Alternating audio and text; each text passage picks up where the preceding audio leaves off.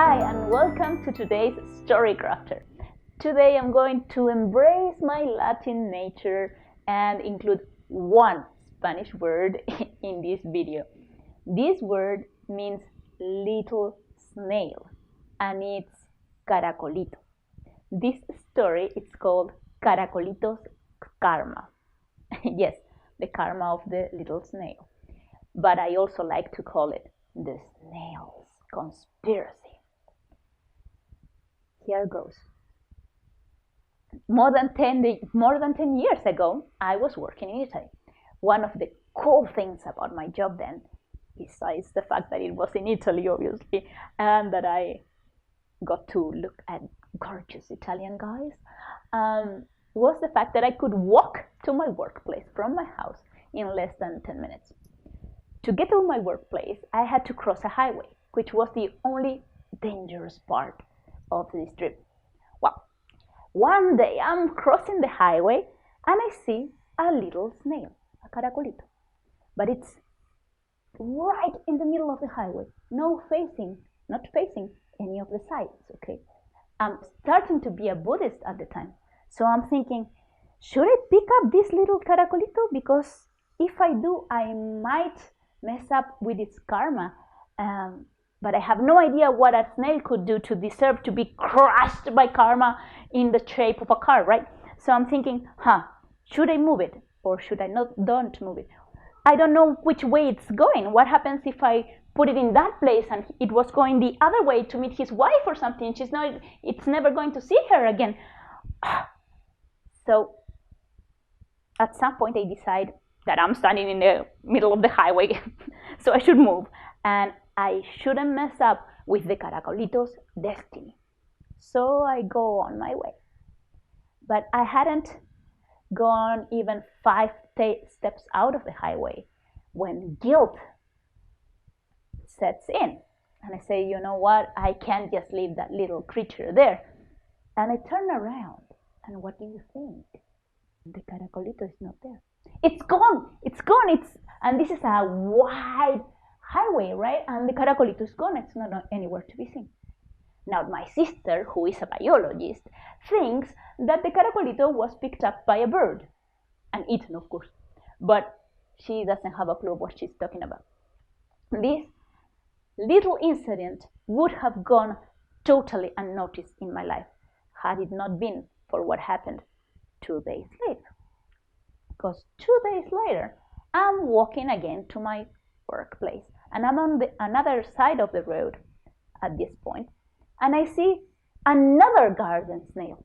Well, maybe it is the same. I didn't ask the name of the first one. I didn't go, hi, how are you, what's your name? So I don't know if it's the same one. I can't tell one snail from another one.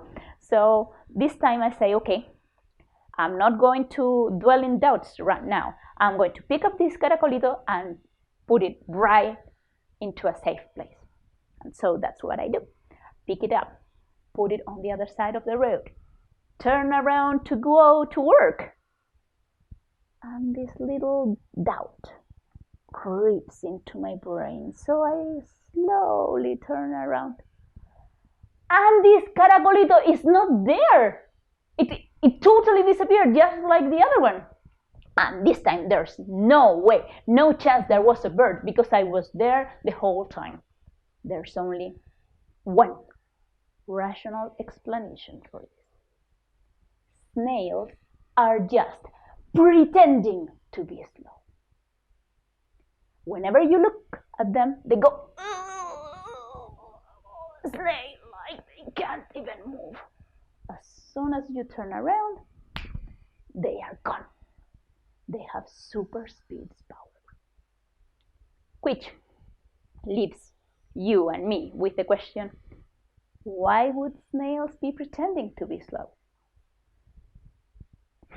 I walk to my workplace pondering this question, right? So I can't concentrate on the class I'm supposed to deliver to my students. And as I am trying to concentrate, one of my students complains loudly about his big pen. You know, big pens, the transparent little ink pens that everybody has. he says that he bought a Big Pen not 2 weeks ago, and it's already gone. And I started thinking, have you ever finished a Big Pen?